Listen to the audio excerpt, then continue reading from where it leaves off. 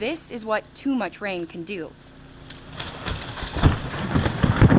That was washed out at one time years ago, but it was nothing like this. A giant hole right in the middle of Beale Road, about a block from Ralph Weber's home in Marshall County. It's a mess, and it's probably going to be down for a while. And it went down right as this truck was driving over it. Nosed in against the bank there, tore up pretty bad. The only thing you could see left sticking out of the hole was the rear wheels and then the back portion of the bed. It's a similar image across the county, from Green Acres Lane to East Unity Church Road. Pavement washed out, crumbled, gone, all because of the water. The rain started coming down on Sunday, and it's still going strong with a few dry patches here and there. This morning, Marshall County Judge Executive signed a declaration of a local state of emergency. This means if the damages throughout the county total more than $121,000, they could get federal reimbursement. Road closed signs are still posted throughout the county, but Weber says it's not stopping people's curiosity. I don't know whether they don't believe the sign up there that says closed, or they just want to see it.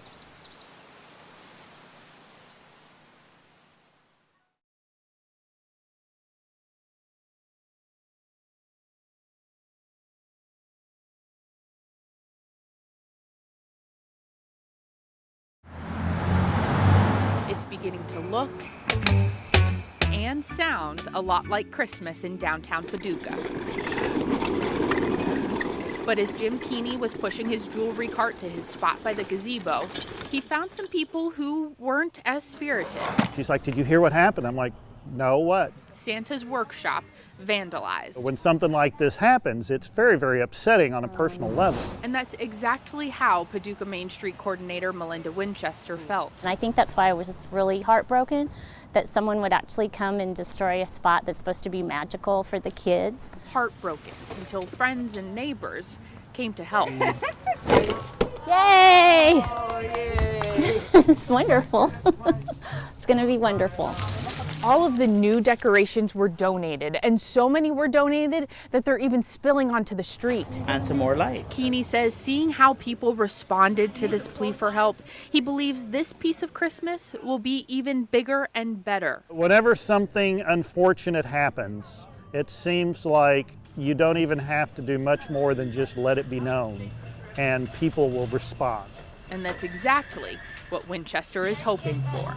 It really shows Paducah's community and Christmas spirit. I like that, yeah. Thank you. Need another one for that one?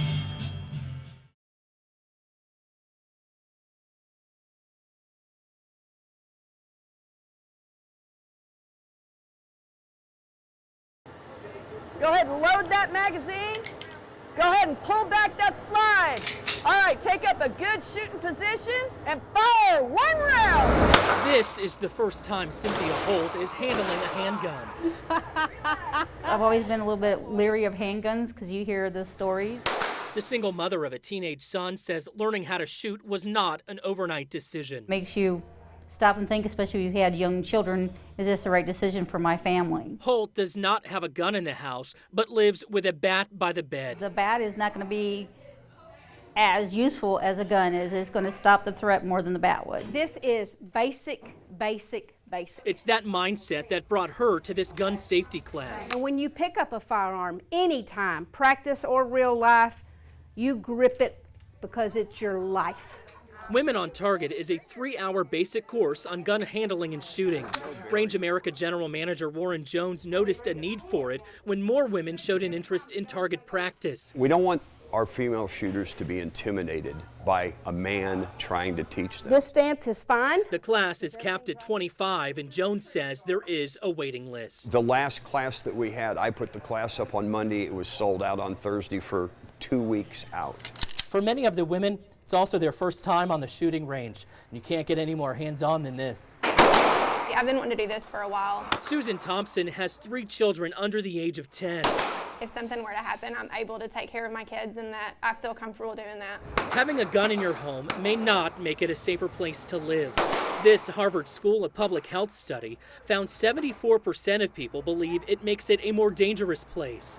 This interactive map by the nonprofit Every Town for Gun Safety shows the 84 publicly reported accidental shootings of children 17 and under since the start of 2016.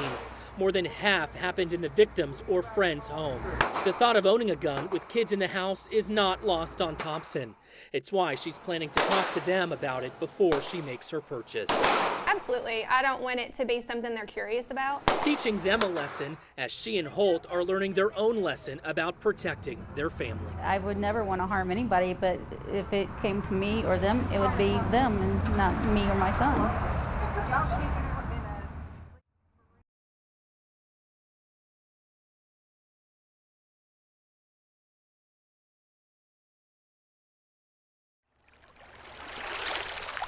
The old bridge to me is just like a family member. To some of you, this may look like just an old rusty bridge. Yeah, I'm gonna miss it. To Carrie Parker, it's a reminder that even after 84 years of soaring above the water, all things have an expiration date. I'm gonna miss the old bridge. The bridge is also a getaway for Parker, taking him to a more simple and happy time. I could go back in time in my mind, the good times and the good memories of years ago when me and my granddad used to go fishing across on the other side of the bridge. It was completed in 1932 before Kentucky Lake was formed. This is my grandpa, Egner. When Claude Nimmo was 2, he believes he's the oldest Egner relative left, and although his mother's maiden name, Egner, will be on the new bridge, he says it was the bridge that ruined the family's ferry business. The Egners decided there's no more value to stay here, and they moved to Oklahoma.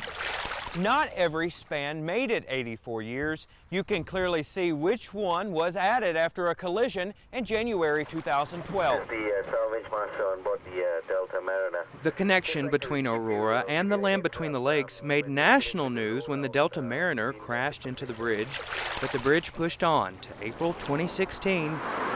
Parker drove down memory lane one last time. I looked around as I was going through the center of the bridge and I said, thank you, girl, for taking care of us. He says he'll never have the same memories on the new 4-lane Egner's Ferry Bridge. Thank God I still have all those memories. I'll have all those memories. Nobody can take those good memories away from me. Soon to be a distant memory, today, this modern marvel of its time is retiring. We do need a new bridge, but it'll never bring me the joy that the old bridge did. So.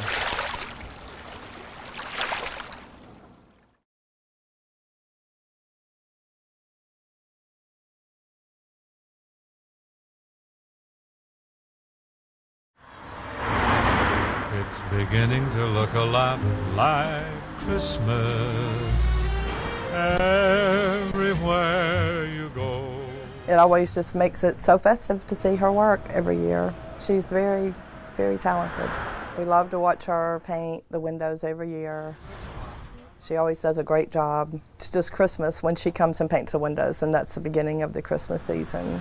This makes 29 years and counting. And if you'd have told me when I started painting this that I would be still doing it now, I would have argued with you. Christmas is going to be here before you know it. I paint rain, sleet, snow, lightning storms, thunderstorms. I have painted when I couldn't find my fingers. That's not been a problem this year. This year, I've had to buy ice cream because I got so hot I needed to cool off. My work schedule when I start my list is 6 days a week. Say a minimum of 10 hours a day. Average of 60 hours a week. Some weeks can be more. And that goes on for 6 weeks. I don't know how long I'm going to do it, but I love it. I do love what I do. It's soothing to watch her do it. It's just, I don't know, I wish I could do that. I'm getting older. I'm getting slower. I hope I'm getting better. I just want to make it until I've painted on 30 years, and then I will take it year after year. As long as the Lord lets me do this, I want to keep it up. I'm Vicki Jo Reed. I'm Local 6. Merry Christmas.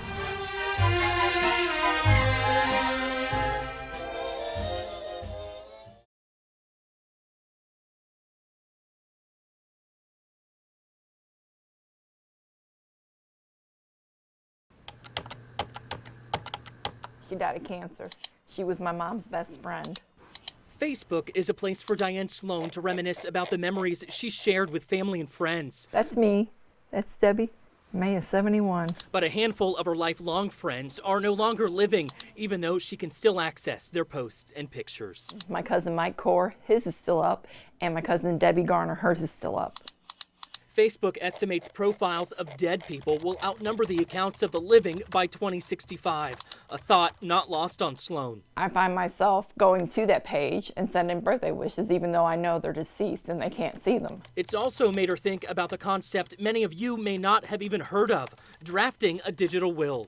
Like the name implies, a digital will allows users to name an executor to your online accounts. The idea is to gain access easily to your profiles after you die, so you don't have to jump through legal hoops to take down or delete information that may otherwise remain on the World Wide Web forever. It's something to think about, and a family should discuss that, especially if their family member is deceased and they're still keeping their Facebook page up. Sloan says it's a conversation she hopes to have with her family soon, not only to protect them, but for any unintended consequences that may happen if the accounts remain active. It would be an easy target for an identity thief.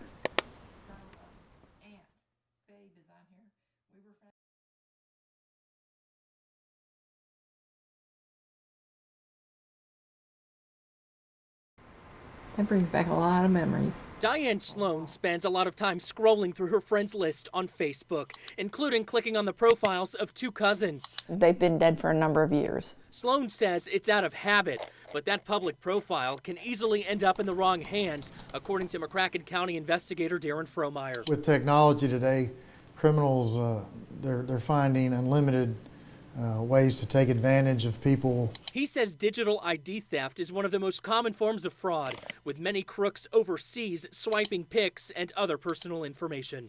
Which makes it difficult, if not impossible, for law enforcement to even investigate.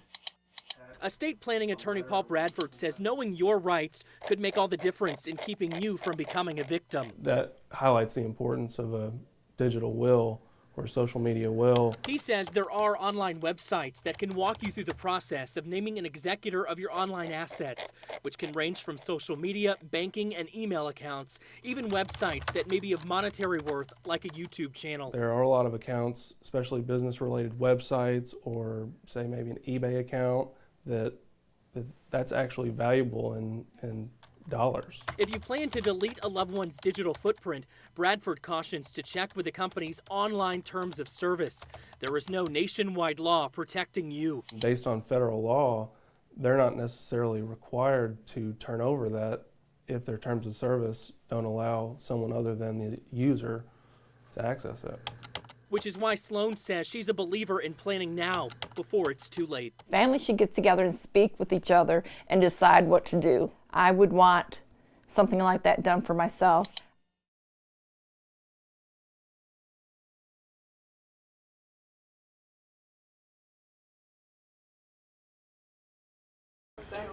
Water up, water up, water up. It's not an option. Let's go. Good job. When Coach Sean Jackson announces it's time to get water, it's not a request, it's a demand. They won't drink a thing out here, believe it or not. You got to force them. Hurry, let's go. McCracken County High School football players like Will Kitchen take that demand seriously in this heat. Even when you're not at practice, you're drinking plenty of water. I mean, you saw how many water breaks we get during practice, but that goes on all day. This team has been practicing at 7 a.m. in the morning because of rising temperatures, and over the last few days, it's ended a half hour early. Trainer Aaron Swain makes all of these decisions to keep your athlete healthy. We monitor it every 30 minutes just to make sure that we're within regulations, and then we're just observing. Trainers are constantly checking the heat index using this thermometer. And here at McCracken County, things could heat up a little bit quicker than at other schools because of what they're playing on. When the turf absorbs heat and you actually feel heat coming up, so we have to take the temperature on the turf as opposed to off. If it gets near 104 degrees, the team stops playing. In case of an emergency, Swain has ice baths and ice towels for athletes to cool off if needed. And it only gets worse from here on out. Start wide. The heat is just a small obstacle for these students. Their main focus is staying safe so they're ready come game day. In McCracken County, Ashley Sanchez.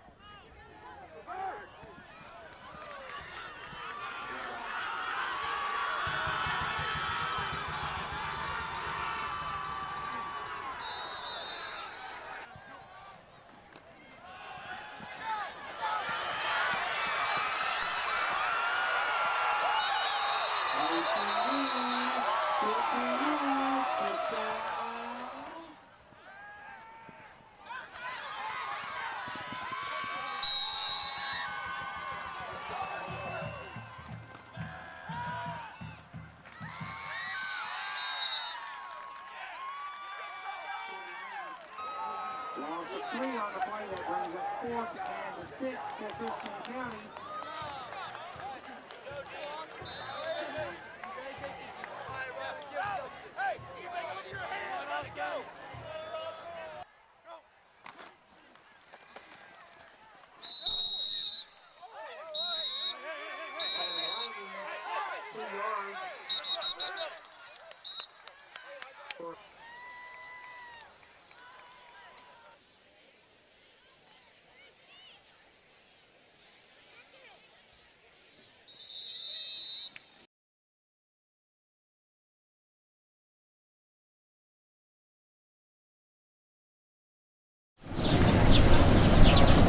There'll actually be 2 blasts simultaneous, about 5 seconds apart.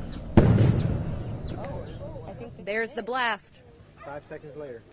Oh, look at that. Oh, man.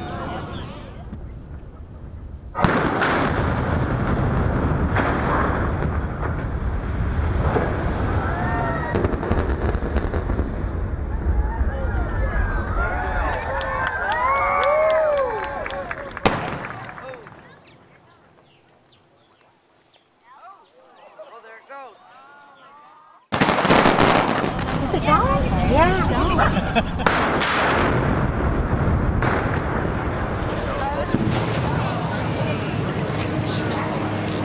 I thought something went off.